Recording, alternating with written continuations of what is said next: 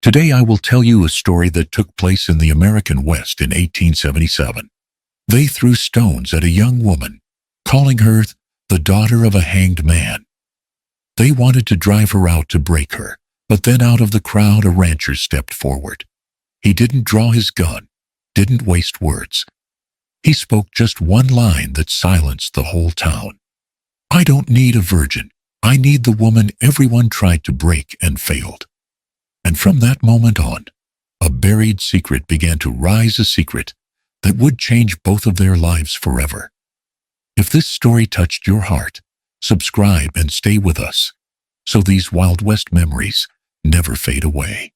They said Pine Hollow had never been kind to orphans, and it had been crueler still to the daughter of a hanged man. The town sat out there in the Dakota dust, like a weather-beaten scar, its church steeple leaning its storefront, creaking, and its people bound together, less by mercy than by gossip. On a July evening in 1877, the sky carried a restless wind pushing grit into eyes and throats, yet the townsfolk gathered anyway because cruelty, when dressed as righteousness, had a way of drawing a crowd. In the dirt behind the church stood Mabel Reed, 22 years old, barefoot, her skirt hem muddy, her chin lifted as if daring heaven itself to strike her. Stones flew from calloused hands, sharp words flew sharper still. "Outlaws get murderers' blood," someone shouted. Another called her father a thief, though the man had been gone 3 years, swinging from the gallows on the judge's order. The first rock split her lip. She tasted iron, but did not cry out. The second struck her shoulder, and though her knees buckled, she kept standing. In her fist, she clutched a broken fence slat, no match for the crowd, but better than nothing. Around her throat fluttered a blue scarf, frayed with age, knotted 3 times the way her mother had tied it the night she died. "Don't beg, don't barter, don't break." That was what the knots whispered, and Mabel would sooner bleed than dishonor them. A boy of 9 huddled behind a barrel, not far away. Barren, ragged, orphaned, wide-eyed, had followed her into town, and now trembled at the sight. Mabel's jaw tightened. She wished she could shield him, but she had barely enough strength to shield herself. Then the crowd parted slightly, not by choice, but by instinct. A shadow stretched long against the ground as a man stepped forward. Robert Carver, rancher, 32, built from quiet strength, his face roughened by war and sun. He had the kind of presence that drew silence without a word. Folks knew him, knew he didn't speak, often didn't meddle in town affairs unless pressed. Tonight, he was pressed. He said nothing at first. He simply looked at Mabel standing bloodied but unbowed, then at the men and women clutching stones. His eyes were steady, like an iron post sunk deep in prairie earth. One by one, hands lowered, stones fell to the dust. The silence held until another figure arrived, a man whose fine coat and polished boots did not suit the dirt road. Judge Greaves, past 50, carried himself as though he owned Pine Hollow, and in many ways, he did. His square ring set with a red stone caught the dying light. He let his gaze travel over Mabel, like she were an inward pinned for study. "This town will not carry outlaw blood," he declared, his voice oily, practiced. "Better she be driven out than stain us all." The crowd murmured approval, eager for his blessing of their cruelty. Greaves folded his hands, feigning sorrow, but the twist of his lips betrayed satisfaction. For years he had used Mabel's name as a warning, a lesson to keep others in line. "Defy him, and you'll end like her father." Now he meant to finish the work by breaking her spirit outright. Robert's jaw worked as though he chewed something bitter. His hand hovered near his holster, though he never drew. His voice, when it came, was low, but carried in the stillness, "I don't need purity. I need what can't be broken." The words hung in the air like a bell toll. A few gasped, some scoffed, others looked away.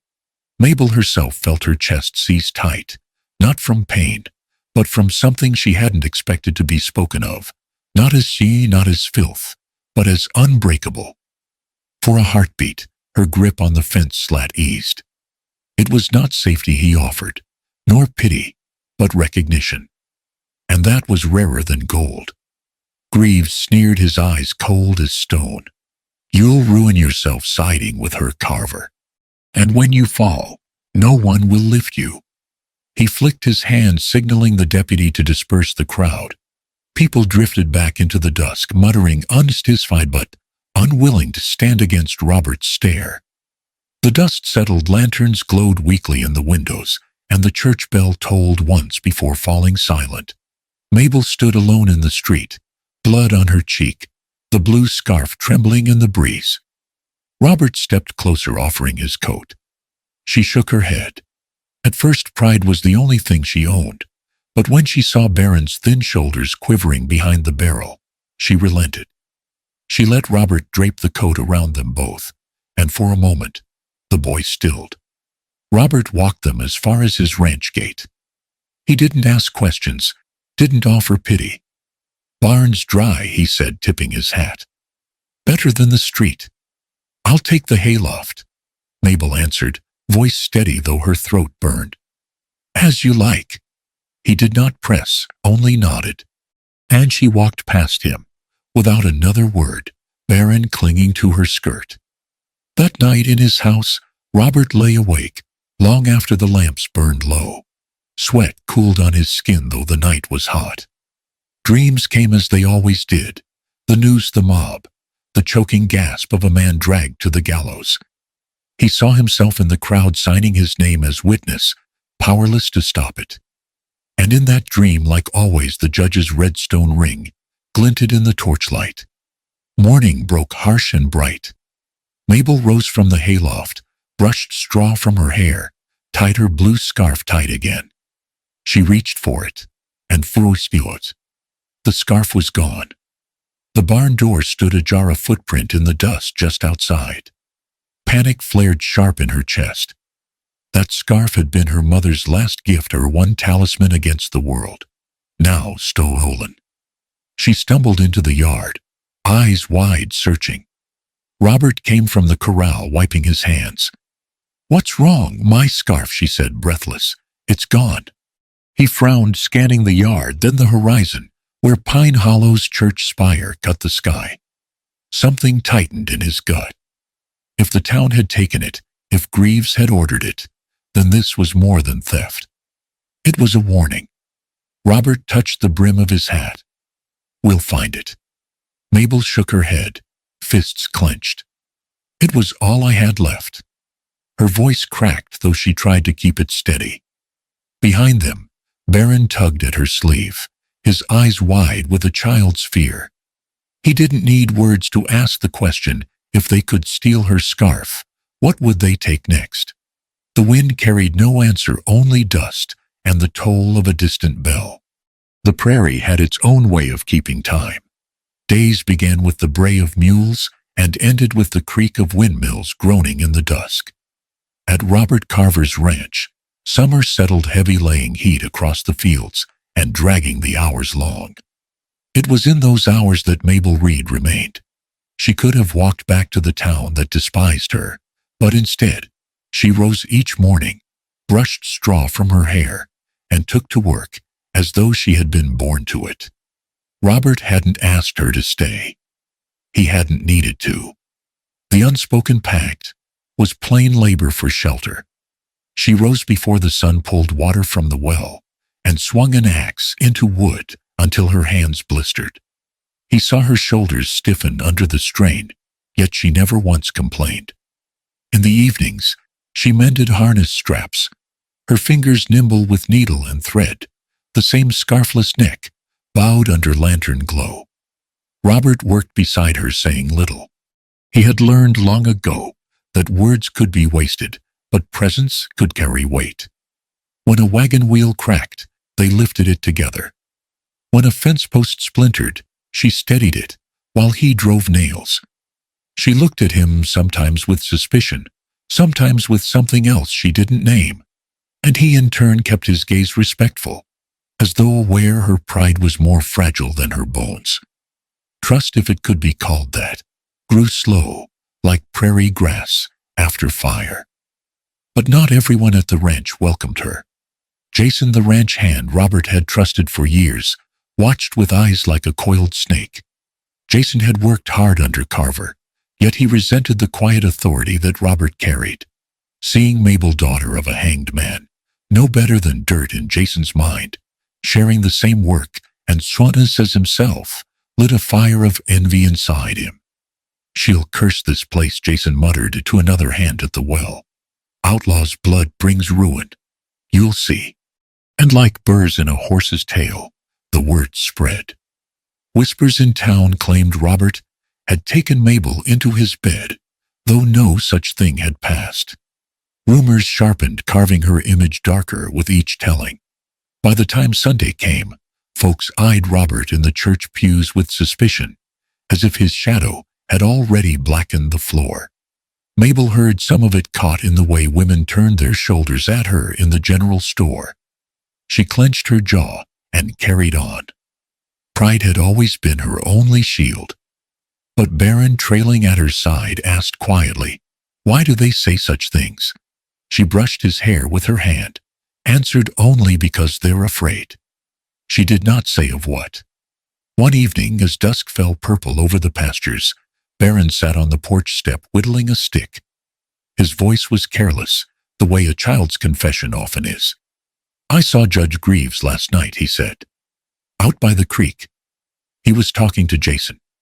"Didn't see me. I was hiding under the cottonwood." The words dropped heavy.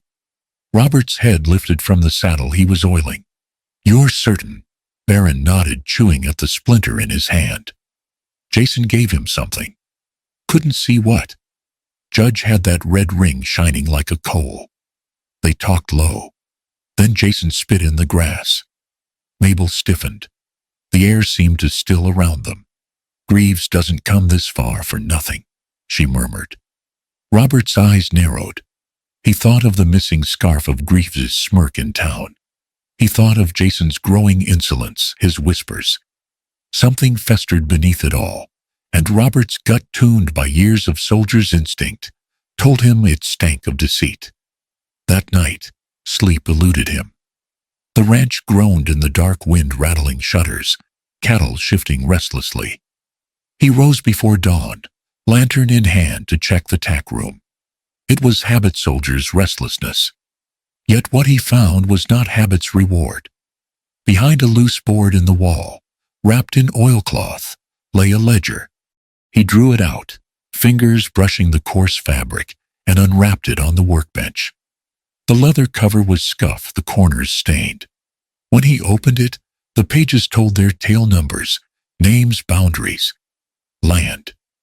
At first it seemed ordinary, but then he saw it, the irregular ink blotches, the hurried strokes. One page was smeared dark, as though someone had touched it with blood still wet. And there, scrawled across the margin, was a signature, Ephraim Greaves. Robert's throat tightened. He turned the ledger over page after page, seeing patterns of fraud, parcels redrawn, streams shifted where none ran. It was a map of theft, written in ink and sealed with the judge's hand. The blood stain made it worse proof that it had passed through violence, perhaps even through the night. Mabel's father had been condemned. His knuckles whitened on the lantern handle. He remembered the dream, the rope creaking, the helplessness in his chest as the crowd bayed. He had signed his name that night too, a witness powerless to stop injustice. And now the proof lay here, hidden in his barn, smuggled by Jason, or delivered under cloak of night. Behind him, a floorboard creaked. Mabel stood in the doorway, the lantern glow, catching the lines of exhaustion on her face. "What did you find?" she asked, her voice guarded. Robert turned the ledger toward her. A truth someone meant to keep buried. She stepped closer, her eyes scanning the pages, her breath catching, when she saw the red stone name written in sharp ink.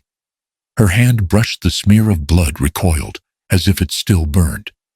For years she had carried shame on her back, like a sack of stones. Now she saw proof that the town's most righteous man had dirtier hands than any outlaw. Her eyes met Robert's. For the first time, the suspicion in them faltered, replaced by something else, the fragile beginning of trust lit like a coal in the ashes. But outside, the wind picked up, carrying whispers across the prairie. Rumors fanned into flame, and Jason's shadow stretched long under the judge's light. The fire had only begun to smolder. Morning came thin and pale over Pine Hollow. In Robert Carver's tack room, the lantern still burned, and the ledger lay open on the bench, like a wound. Mabel stood beside him, arms tight across her ribs. She had not slept. Without the blue scarf around her throat, she felt exposed, as if anyone could read the hard story under her skin. Barron dozed on a hay bale thumb near his mouth. Now and then his eyes opened to be sure she was there. Robert had turned those pages all night, seeing theft dressed as law. He closed the book and spoke the words that had soured on his tongue for years. "I was there the night your father died." The room seemed smaller. Mabel did not move. She watched his hands, scarred, naked, the hands of a man who repaired what he could. When she said nothing, he went on. "I rode with a posse I should never have joined. They said a theft was proven, that Judge Greaves had the papers and the town behind him. I thought a crowd might cool if there was a soldier's witness. I was wrong." He saw it again. Torches painting cottonwoods, voices hot with righteousness, a rope flung over a limb. He tried to slow them, to ask for daylight, but the words fell into dust. Someone thrust a book at him. He signed. "I signed," he said. "I didn't pull the rope, but I didn't cut it either." Mabel looked at him. "Say it plain." "I failed him," Robert said. "I failed you." Silence sat with them. A gust lifted dust across the floorboards. Mabel wanted to remember her father, as laughter by a hearth, as the hand that tied her mother's scarf in 3 knots. Memory brought the night air, sharp as glass pitch smoke, the judge's ring catching firelight, and a crowd hungry for the easy answer. She tasted blood, and found it was her own again. "You held the rope," she said. It was not shouted. It landed like fact. Robert did not step toward her. He nodded once, as if accepting a verdict long expected. "If you leave, I won't stop you. If you stay, I'll spend what years I have trying to make right what I can." She turned away. At the doorway, her hand reached for a scarf that was no longer there. "I can't breathe in this room," she said. She left without taking food. She walked past the corral, the windmill, the bone-dry trough, past Jason, who watched from under his hat brim, with a thin smile that said he had known how this would go. Barron scrambled after her, clutching the coat Robert had lent the night before. Jason spat. "Told you," he said, "to no one. Outlaw's blood." By noon, the town had the story in a dozen flavors. In the saloon, Jason bought a beer on credit and let slip that Mabel stirred old trouble, that Robert hid something from the law. In the churchyard, women turned their shoulders. By supper-time, Judge Greaves' coat, crisp voice calm, confided that certain elements were making Pine Hollow unsafe, and for the good of children, perhaps they should be asked to move along. He did not name it. Sandra, the deputy with a heavy badge, stood outside the jail, while rumors ran past her boots. She watched Greaves walk by, with his red stone ring flashing like a wound. That evening, a meeting gathered in the square, not official, but real. Greaves spoke with practiced sorrow. "The Reed girl has always been tender," he told them. "For the peace of Pine Hollow, it would be best if she moved along. Drive her out," someone called, and others took up the cry. Robert stood at the edge of the crowd hat brim, low, listening. To argue there would feed the fire. He scanned faces, found Jason nodding, lips tight with triumph, and felt something cold settle behind his ribs. He walked away. Mabel did not go to the square. She went to the creek where cottonwoods leaned over black water. She came here when the noise in her head grew too fierce. She pulled her knees to her chest and tried to breathe past the knowledge that she had been a fool to think any place could hold still. Barron sat beside her, the coat pulled around his shoulders. After a while he said, "I can whistle 3 notes now." He tried it, a thin tune that wobbled. She almost smiled, then didn't. "Why's the judge want you gone so bad?" he asked. "Because I remember," she said. "And because I'm easy to point at." Back at the ranch, Robert opened the ledger again. He studied lines until the ink blurred, then forced it back. He was a man who fixed things. He could not unsign a witness line. But he could make a record that might outlast a smear of lies. He wrapped the book in oilcloth and hid it deeper, then wrote a note: what he'd seen, what was claimed, what felt wrong that night. He dated it and tucked it beneath a floorboard. When the meeting broke, Greaves passed the jail. Sandra stepped into his path. "You're pressing for the girl to go." "For the town's peace," he said. "For yours," she answered. He smiled without warmth. "Careful, deputy. The law looks like whoever's wearing it," she said. "I'm trying to make it look like justice." He touched his ring and moved on. Near midnight, the wind rose. A door banged on the far side of the yard. Robert lay awake, hearing it, all the scrape of cattle, the whisper of rumor, the sigh of his own guilt. He thought of Mabel by the creek and of the coat on Barron's shoulders. By dawn, the town decided, led by a soft voice with a hard hand.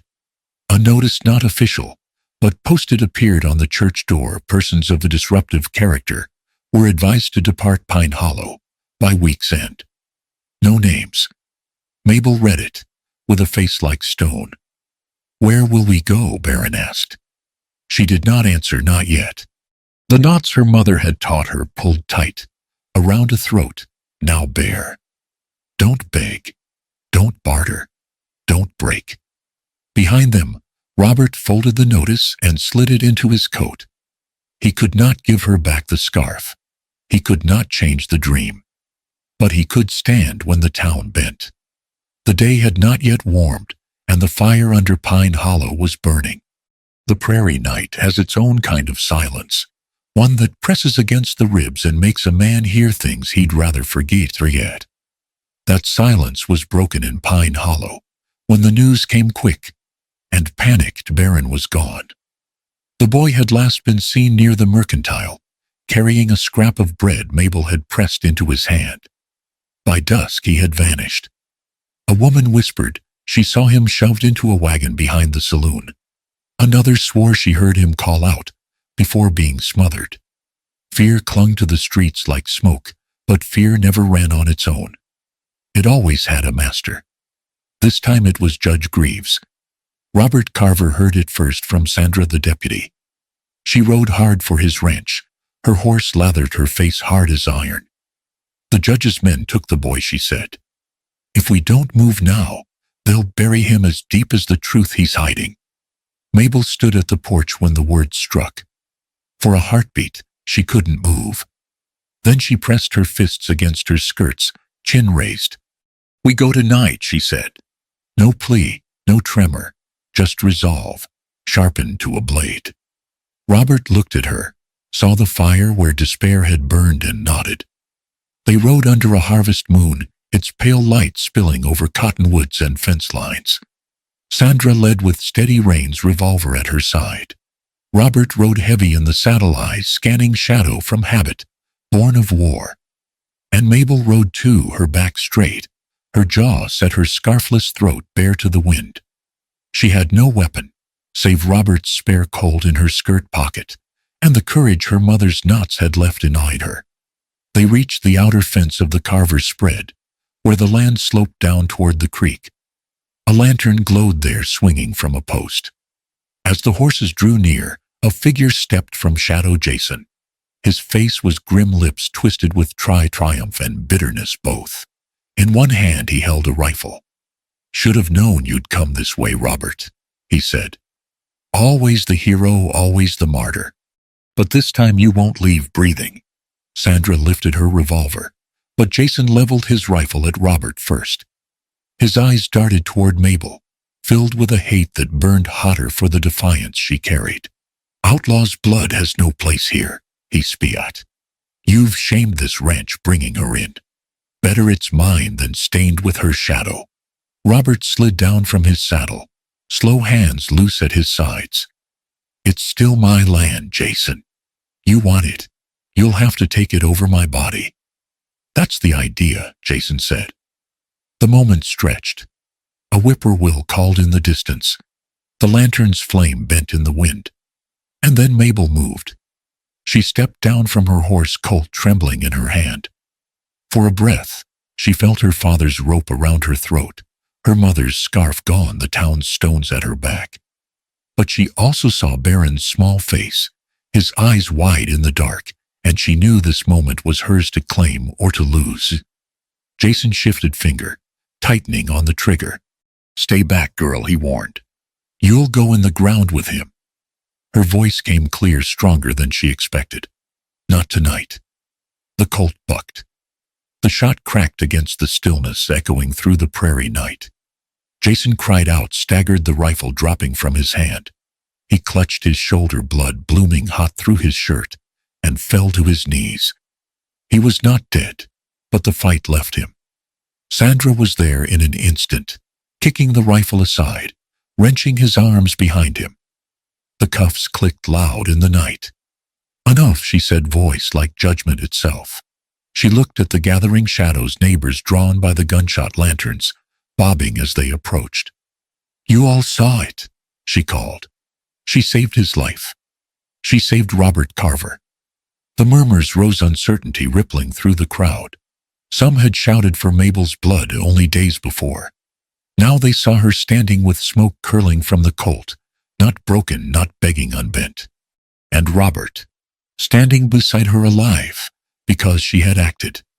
Then another voice cut the night. Pretty words from a traitor deputy. Judge Greaves strode from the dark, flanked by two men carrying lanterns. His coat gleamed, his red stone ring burning like a coal. He glanced at Jason bleeding in the dirt, then at the crowd. "You think this proves anything? She's as dangerous as her father. Outlaws spawn no better than the rope that should have claimed her too." Robert stepped forward, ledger in his hands. His voice came heavy, each word deliberate. "You want proof here." He held up the oilcloth-bound book pages, splayed to show the ink and stains. "Your signature, Greaves. Your theft. Your lies. This ledger tells how you took what wasn't yours and made a gallows from it." Greaves paled, but lifted his chin. "Forgery," he said quickly. The word of a soldier turned drunk, the daughter of a criminal, and a child with dirt on his face. Who would listen? Barron's voice rang out high and clear. He had slipped from behind Sandra, eyes bright with defiance.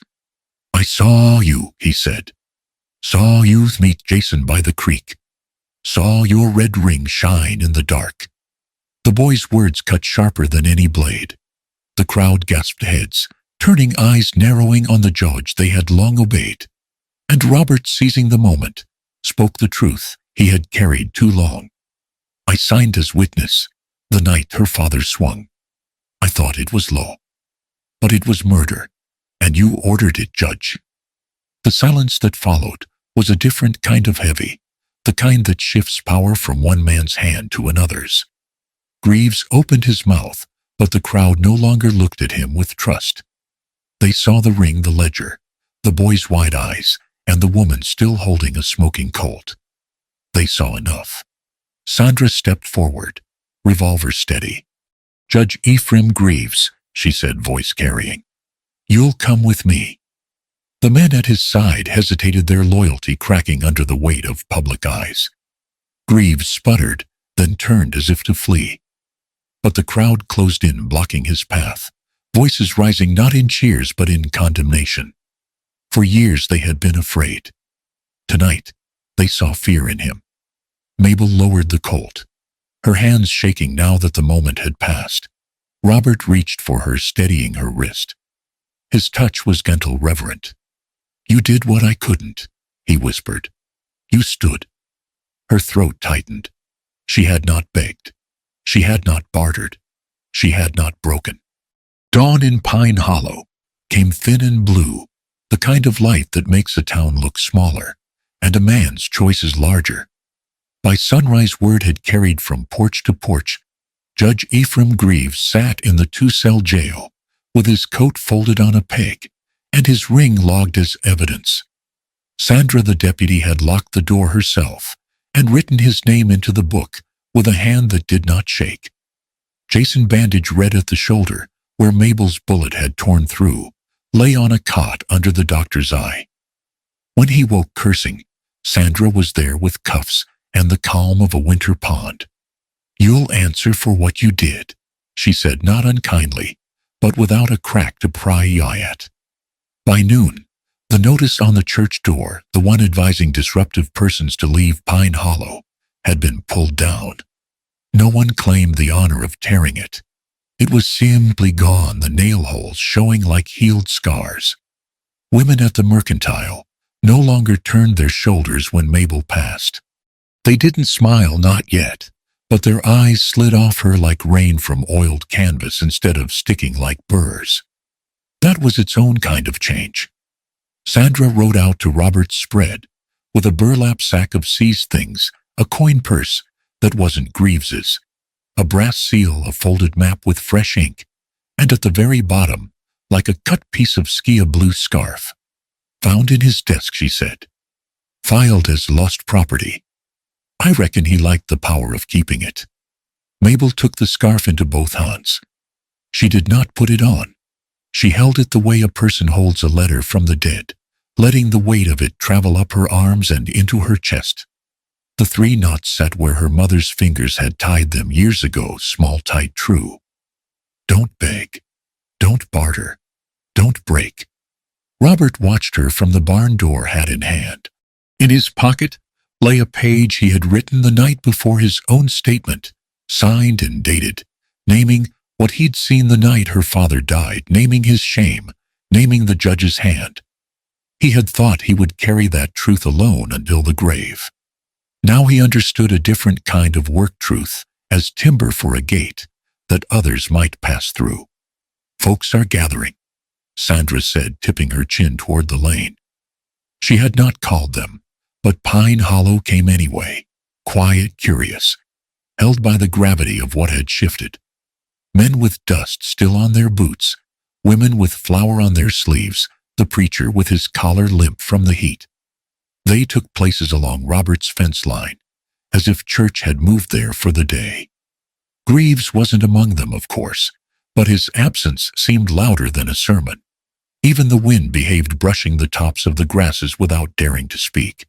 Robert walked to the gate, the wide plank he had planned, smooth himself last winter, when the ground was iron and the sky a sheet of tin. Mabel stood beside him, the scarf coiled like a river across her palms. Barron clung to the lower rail, eyes bright, a small tin harmonica peeking from his pocket, like a secret eager to be told. Sandra addressed the crowd first, because law needs its say before anything else can stand.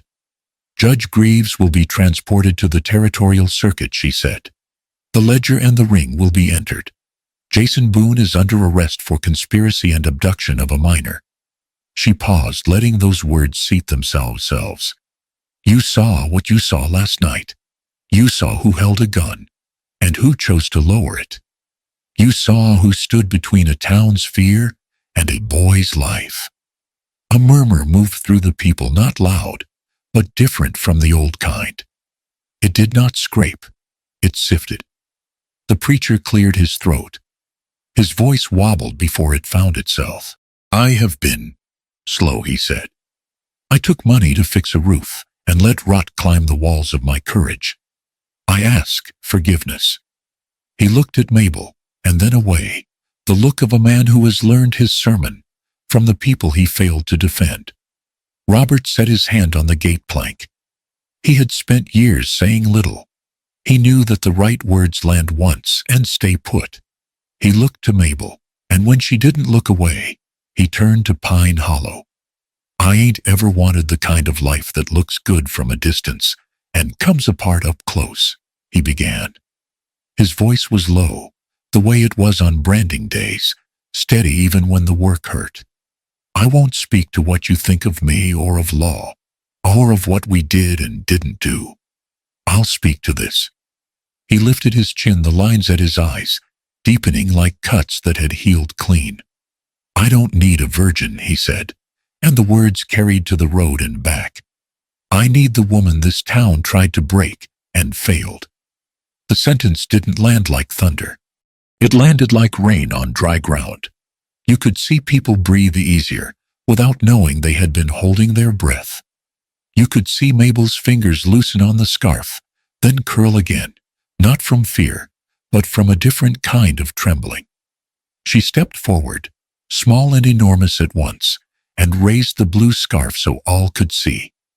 My mother tied 3 knots, she said, her voice steady as fence wire.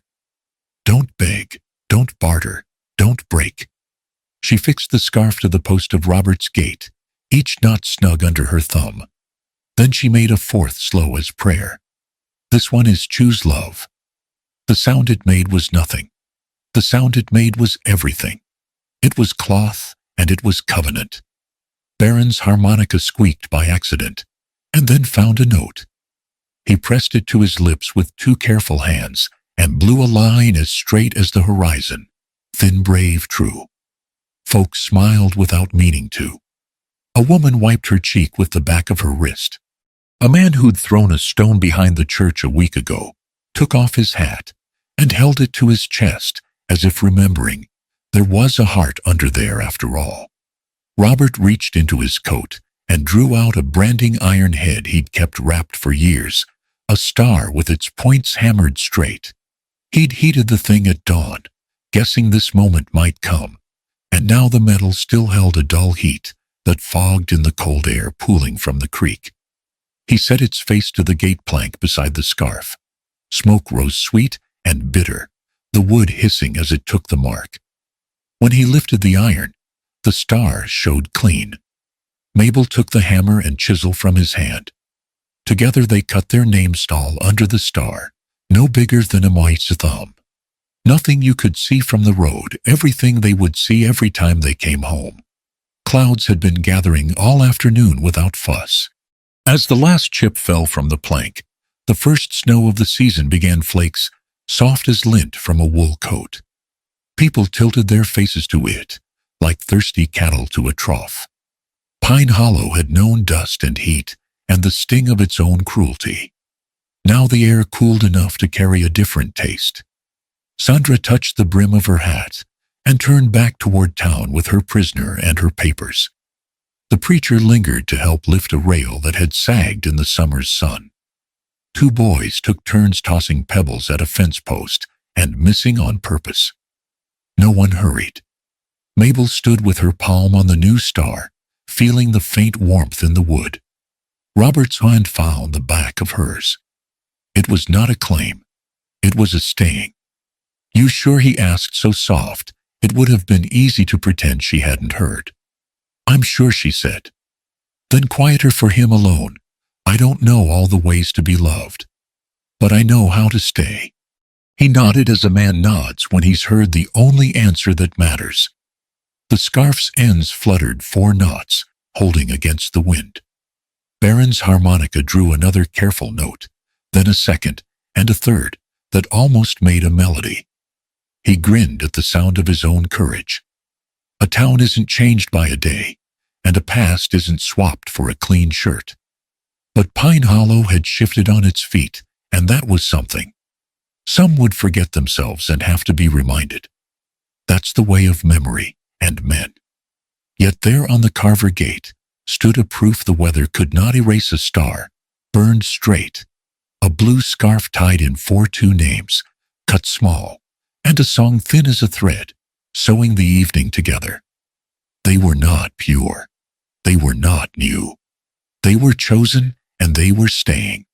And as the snow fell soft on hat brims and fence tops, the prairie carried the sound of a boy's harmonica, and the world, which had been colder the week before, warmed by a notch you couldn't measure, but could feel. And that is how a rancher and a broken woman found each other in Pine Hollow, not in purity, but in survival, in the courage to keep standing. To me, this story isn't just about the Wild West. It's about how real love is never about perfection, but about choosing each other day after day, even when the world has turned its back. When I look at Mabel tying that fourth knot, I see a reminder for all of us. Strength is born from scars, and love is the choice to stay. Thank you for listening to this story with me. Until the next one, Isisuais.